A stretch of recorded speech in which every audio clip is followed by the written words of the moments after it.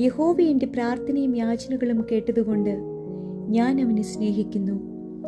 അവൻ തൻ്റെ ചെവി എങ്കിലേക്ക് ചായ്ച്ചതുകൊണ്ട് ഞാൻ ജീവകാലമൊക്കെയും അവനെ വിളിച്ചപേക്ഷിക്കും.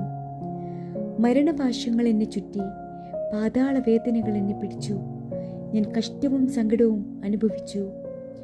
അയ്യോ, യഹോവയെ എൻ്റെ പ്രാണനെ രക്ഷിക്കണമേ എന്ന് ഞാൻ യഹോവയുടെ നാമം വിളിച്ചപേക്ഷിച്ചു. യഹോവ കൃപയും നീതിയുമുള്ളവൻ, നമ്മുടെ ദൈവം കരുണയുള്ളവൻ തന്നെ. യഹോവ അല്പബുദ്ധികളെ പാലിക്കുന്നു.